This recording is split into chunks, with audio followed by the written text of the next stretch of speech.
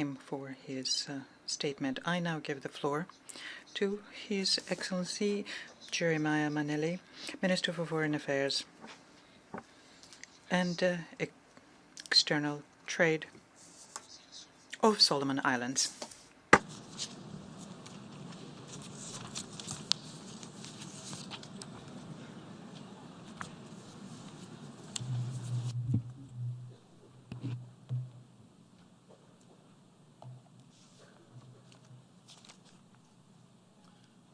Mr. President, the government and people of Solomon Islands join me in congratulating you on your election as President of the 74th session of the United Nations General Assembly. Your wealth of experience will serve this organization well as you lead us through our agenda. Let me assure you of Solomon Islands' support and cooperation during your tenure in office. Let me also express my gratitude to your predecessor, Her Excellency Maria Fernanda Espinosa Garces, for her sterling leadership and stewardship over the past year, and I wish her every success in her future endeavors. Mr. President, if there ever was a time when enhancement of the work of the United Nations is needed, that time is now. The many challenges we face require collective effort and solidarity for progressive action going forward. Our aspirations for peace and well-being, to live in dignity, rests on the strength of multilateralism.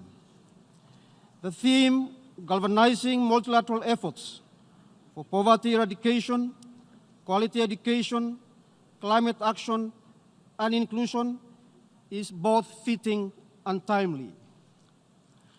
As we prepare to commemorate the 75th anniversary of the existence of our organization, let us use a reinvigorated United Nations to provide the platform upon which we, the leaders, can confront the many challenges and issues we face today and long into the future.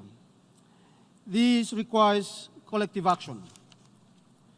Mr. President, we must not allow the United Nations to be undermined by unilateral actions of some. The UN was set up for all. It provides a platform for global discussions. It unites and promotes our common strengths in addressing complex challenges facing our countries. Over the last 41 years, our relationship with the United Nations has been managed externally from the UN's office in Fiji. We reiterate our call for the UN to move away from your business as usual approach and build a stronger country presence. We do not accept the outcome of the multi-country office assessment, which recommended the retention of the current arrangement.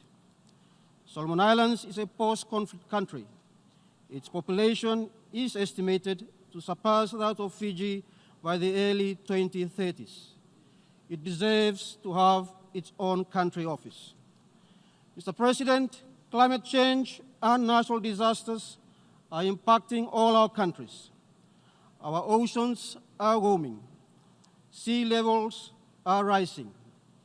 Extreme weather events such as tropical cyclones, hurricanes, flooding, drought, and king tides are becoming more intense.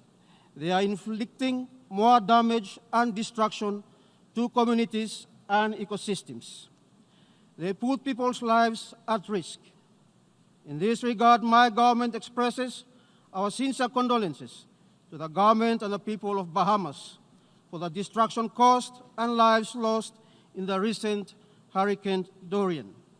We are steadfast in our support to and solidarity with the government and people of Bahamas as they embark on the long recovery process ahead. Mr. President, the Pacific Island countries and the Caribbean island countries are and will always be at the forefront of climatic events, generated through the changing global climate systems. The visit by the United Nations Secretary General to the Pacific earlier this year highlights the gravity of climate change facing small island states. Within 75 years' history of the United Nations, His Excellency Antonio Guterres is the second Secretary General to visit the Pacific Islands. His visit demonstrates his personal commitment to better understand the plight of Pacific people in their struggle against climate change. It helped the Secretary General see and understand that climate change is a matter of life and death for Pacific people. The impact of climate change is well documented. However, it is important to remind this audience of a few.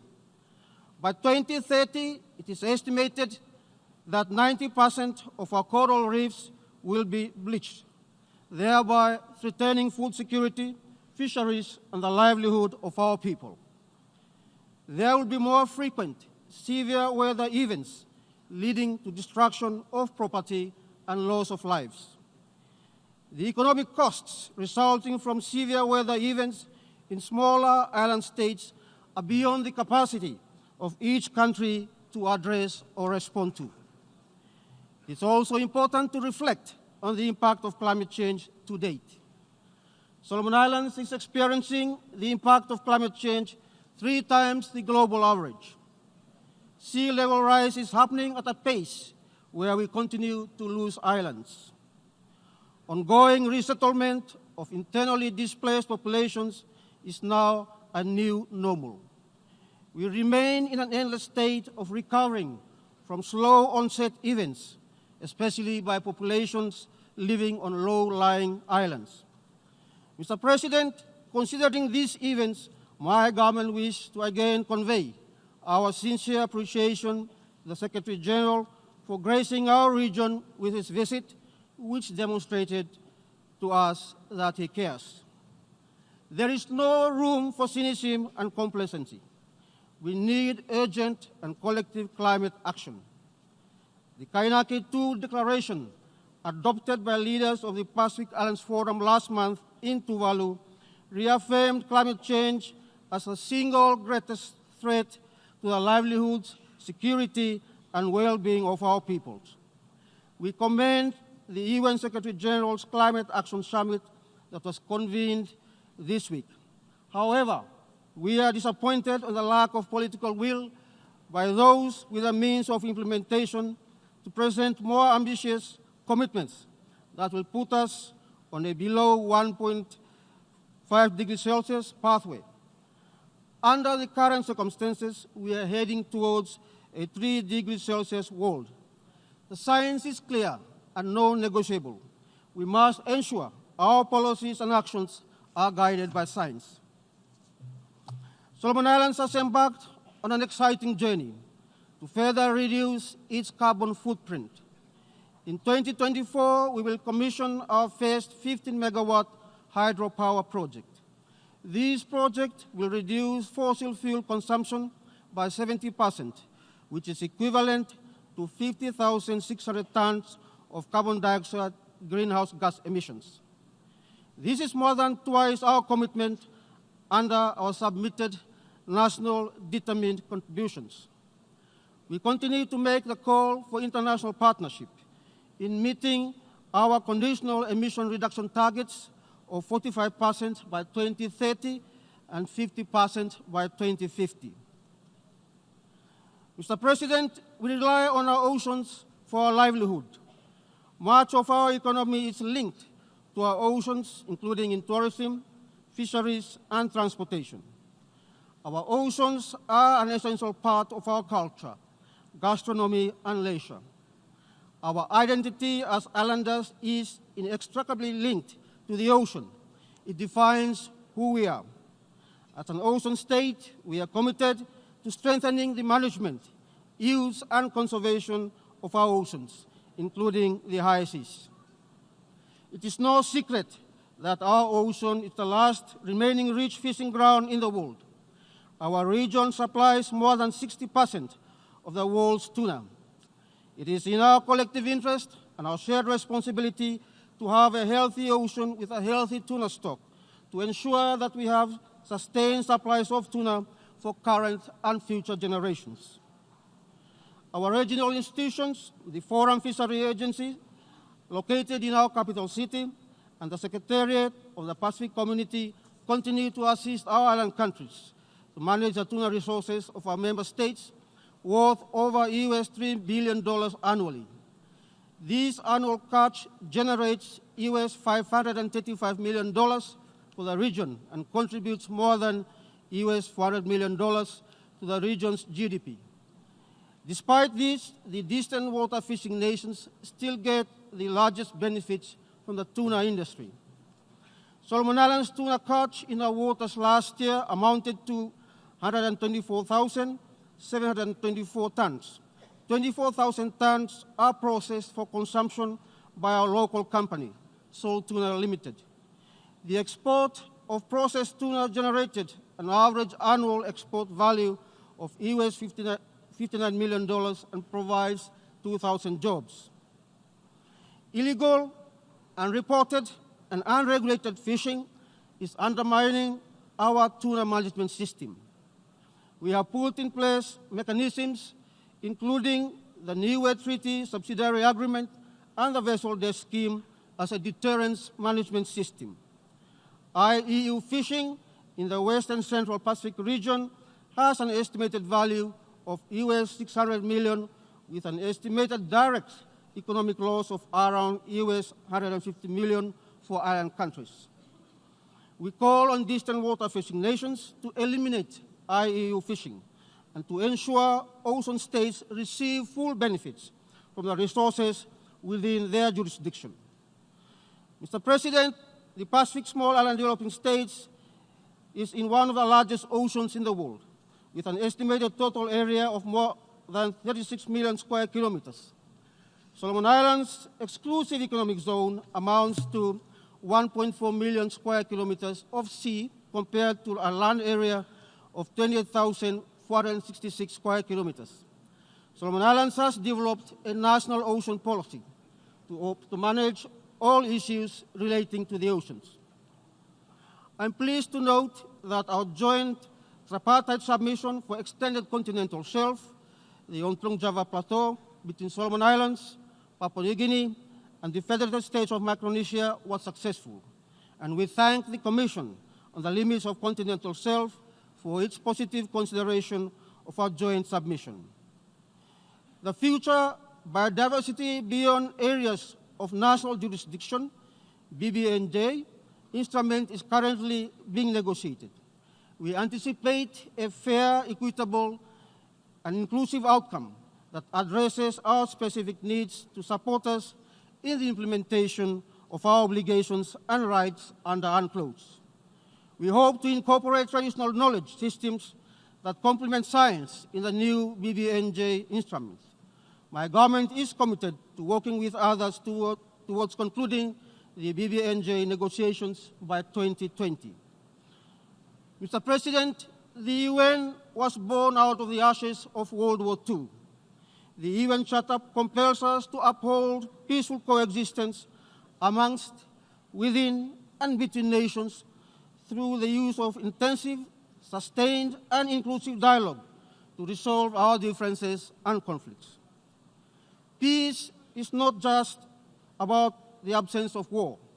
It's also about the absence of hunger and access to basic necessities of life, so that we all can live our lives to the fullest. Access to finance, particularly for the most marginalized and vulnerable, is one of those basic necessities of modern-day life. These basic rights remain a challenge in my country, with a narrow economic base and an increasingly huge youth bulge, comprising 18,000 new job seekers every year, that are competing for jobs in the job market that can only provide 3,000 new jobs each year. Job security is key to long-term peace and security in a post-conflict country like Solomon Islands. Mr. President, while facing its own challenges, Solomon Islands is proud to have contributed 12 police officers to the UN African Mission in Darfur, Sudan. We stand ready to deploy more officers for UN peacekeeping duties in other UN peacekeeping missions. As a beneficiary of the peacekeeping regional assistance mission to Solomon Islands over the last 14 years, we know what it means to reciprocate the type of assistance our people have benefited from. I must also register my country's deep gratitude to the Peace Building Commission and the Peace Building Fund for their continued support to our people. 3 of our provincial governments have received program, policy, and budgetary support from the Commission. Mr. President, on Security Council reform, Solomon Islands would like to see the Council become more representative, relevant, and effective in keeping with today's realities. In this regard, we call for a non-permanent seat in the Council explicitly for small island developing states. Solomon Islands reaffirms its continuing commitment towards maintaining a nuclear-free Pacific through the Rarotonga Treaty.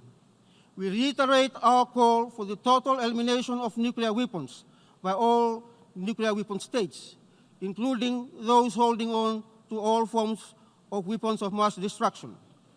We would also like to see a world free of weapons of mass destruction. Solomon Islands will spare no effort in seeking the full implementation of all relevant UN Security Council resolutions. Mr. President, the World Social Summit identified poverty eradication as a moral, ethical, social, political, and economic imperative of mankind. We support that call for governments to address the root causes of poverty, provide for basic needs for all, and ensure that the poor have access to productive resources, including credit, education, and training. Responding to the need to support financing of rural development, the government in 2018 passed the Development Bank of Solomon Islands, DBSI Act, to re-establish the DBSI. The bank will facilitate the economic and social development of Solomon Islands within the government's national development strategy. The emphasis will be on the participation of Solomon Islanders in economic development as well as stimulating industrial activities. Mr. President, my government has also doubled the basic minimum wage in the country from August this year to increase the purchasing capacity of workers to cope with the high cost of food, electricity, rent, transport, and school fees. We will also review our personal tax exemption threshold for workers. Attention is being paid on how the most vulnerable can benefit from rapid technological developments and interconnectivity. Our undersea cable that will link Honiara to Sydney is a critical transformative infrastructure that will bring the government closer to its people. The submarine cable will be commissioned and go live in December this year. I thank the Government of Australia, the main financier of this transformative project. The Solomon government has embarked on an ambitious and transformative infrastructure development agenda called the National Transport Corps that aims to connect all of the 50 constituencies in 10 of our provinces, in our 10 provinces, and 100% of our population within 15 years. The first phase of this transformative infrastructure program that involves building of roads, bridges, ports, airports, and procurement of well-designed ferries aim to connect 37 constituencies and 75% of our population in the first 10 years. The government is also exploring other innovative modes of revenue and partnerships as we look to transform our country's development. Solomon Islands is scheduled to graduate from the least developed country category of countries in December 2024 after meeting 2 of the 3 criterions for graduation. While accepting that we need to graduate, I must emphasize that we did not pass the vulnerability criteria, which should have been the most important of the 3 criteria. As witnessed from several superstorms that had hit small island states lately, the gains by each state can be reversed within a matter of hours.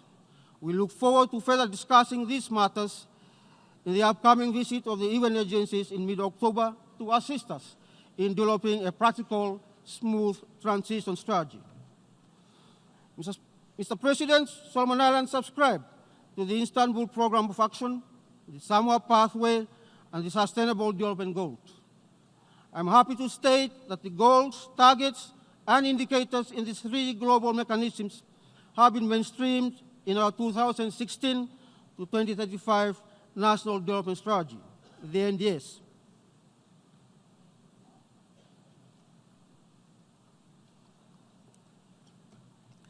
Incorporating all three global frameworks within our NDS will ensure we'll not only achieve the respective targets of the three global frameworks, but will also ensure that the vision underpinning our NDS is also achieved, and that is improving the social and economic livelihoods of all Solomon Islanders. Solomon Islands will be presenting its voluntary national review of the SDGs in July 2020. Mr. President, Solomon Islands has the fastest population growth rate in the Pacific, with 50 children born every day, an equivalent of 2 classrooms every day. By 2050, it is projected we'll have almost 80 children born every day, an equivalent of 3 classrooms every day, a new combined primary and high school every week. We are reforming our education system to accommodate this added pressure with an increased focus on technical and vocational education and life skills education. We are also creating an inventory of all youths in the country with a view to have a ready pool of young people for employment opportunities inside and outside the country and for further training opportunities. I acknowledge with appreciation the tremendous support provided by Australia and New Zealand for employment opportunities for our young Solomon Islanders in both of those countries. Mr. President, while accepting that climate change is the most important challenge that needs to be addressed by all countries, and especially Pacific Island countries, I must also register my government's concern that the single largest killer of our people today in virtually all our countries is non-communicable diseases.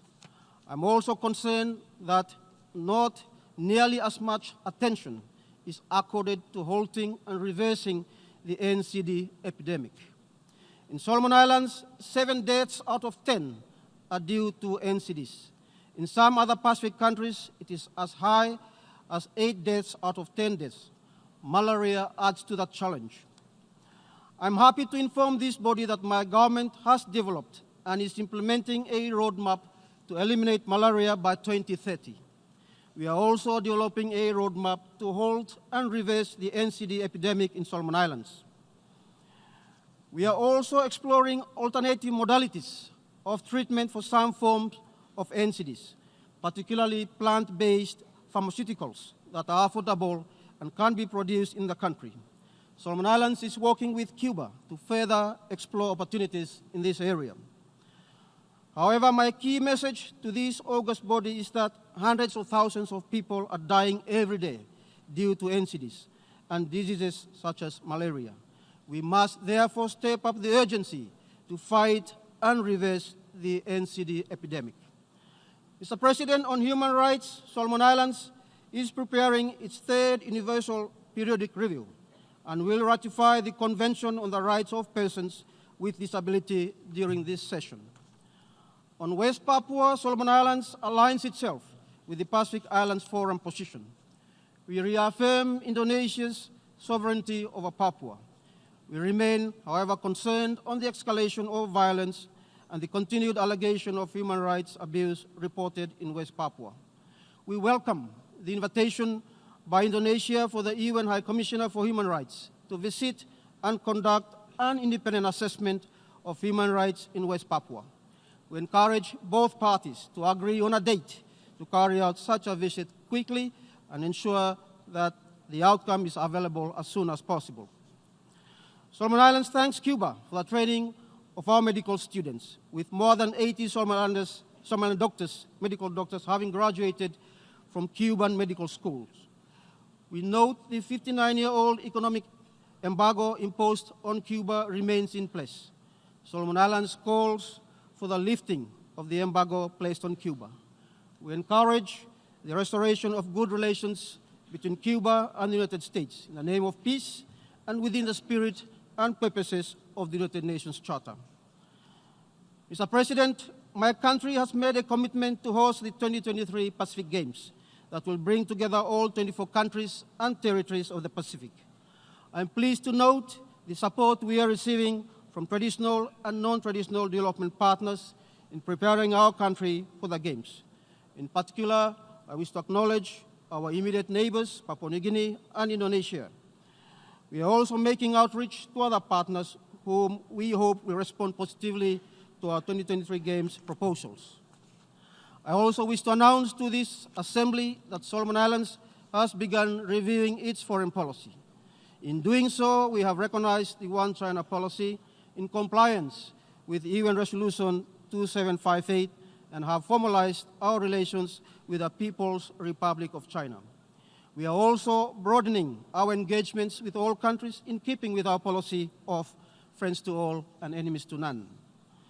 Mr. President, in conclusion, coming back to the theme for the 74th session of the General Assembly of galvanizing multilateral efforts for poverty eradication, quality education, climate action and inclusion, Solomon Islands see value in and believe that we can achieve many things through strategic partnerships and meaningful multilateral and bilateral engagements among and between countries. I commend the Secretary General for our theme. It has provided a basis for self-reflection for many countries. From the Pacific context, our ocean is the single largest shared resource we have, and one where meaningful multilateral and bilateral efforts can unlock untold development opportunities. Protecting our oceans is protecting our future. The UN negotiations on climate change must be done with haste. We must go from rhetoric to real progress to ensure our children and future generations live their lives to the fullest. The NCD crisis must be halted and reversed. For some countries, their future can be undermined by the NCD epidemic. This is more urgent a challenge right now than climate change, in my view. The great French writer Victor Hugo used to say, and I quote, "There is nothing as powerful as an idea whose time has come," end of quote. The fight against climate change and NCDs I submit are ideas whose time have come. Let's do that now and be on the right side of history. I thank you.